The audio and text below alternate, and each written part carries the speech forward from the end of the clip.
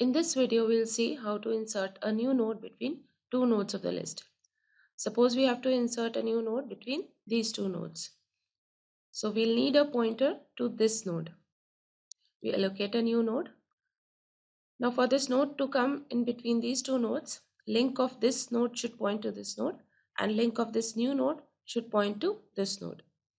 So first we'll make link of this node point to this node. We'll write temp link is equal to plink because address of this node is in plink. After that, we'll make link of this node point to this node. So we'll write plink is equal to temp. So this is how we can insert this new node between these two nodes. Now the order of these two statements is important. Let's see what happens if you change the order. Suppose first you write plink is equal to temp,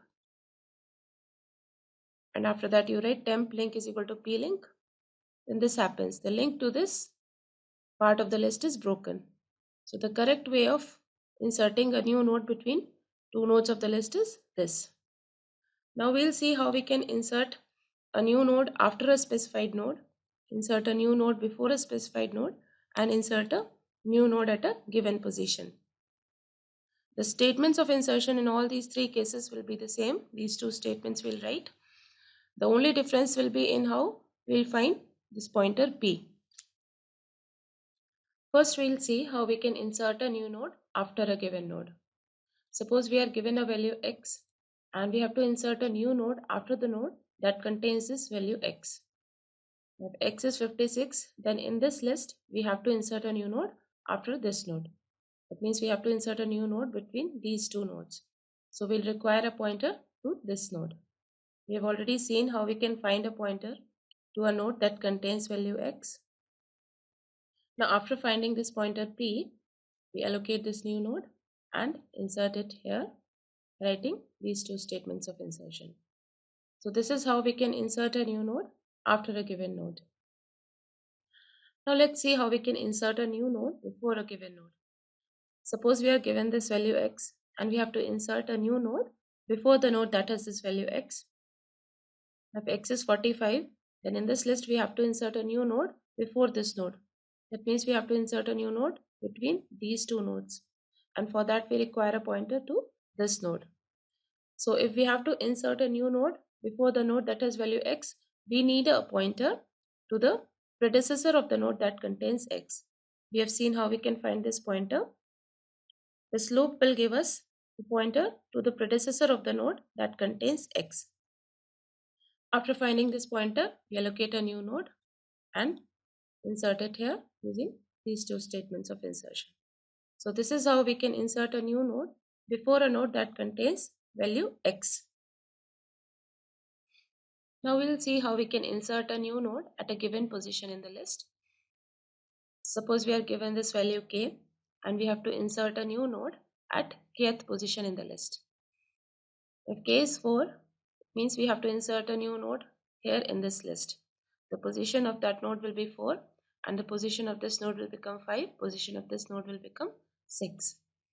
So that means we have to insert a new node between these two nodes, and for that we require a pointer to this node. So if we have to insert a new node at kth position in the list, we have to find a pointer to the k minus 1th node of the list. And we have seen how we can find this pointer. This loop will give us a pointer to the k minus 1th node of the list. After finding this pointer p, we allocate a new node and insert it, writing these two statements of insertion.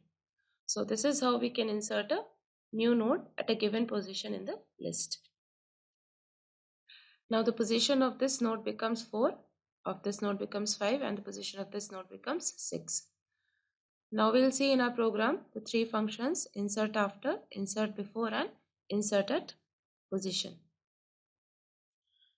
We've called these functions insert after, insert before, and insert at position in cases 6, 7, and 8. This is the insert after function. Here first we find a pointer to the node that contains x. If p is null after this loop, x is not present in the list. Otherwise, we allocate a new node and after that we insert it using these two statements of insertion. Now let's see the insert before function. In this case, first we have to find a pointer to predecessor of the node that contains x. So here we are doing this. After that, we allocate memory for the new node and insert it using these two statements of insertion. Now before doing this, we have put two checks, one when the list is empty, another when x is in first node.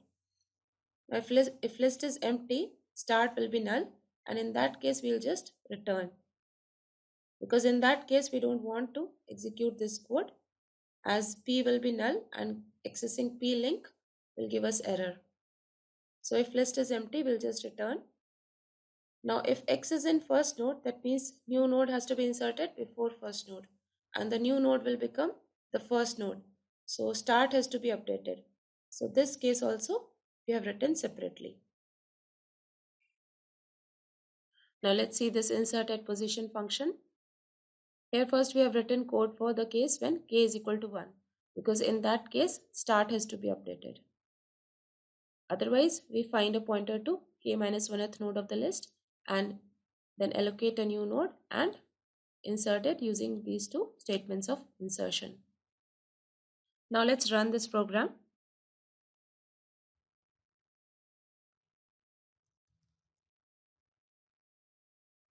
This is our initial list.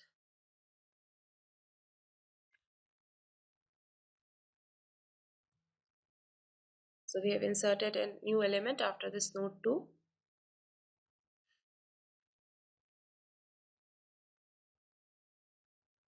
Now we have inserted a new element before node 5.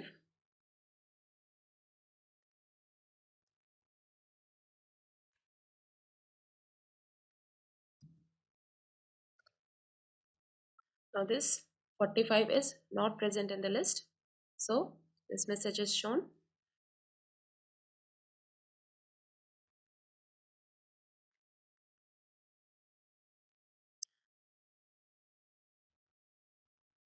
We have inserted this new element at position 1 in the list.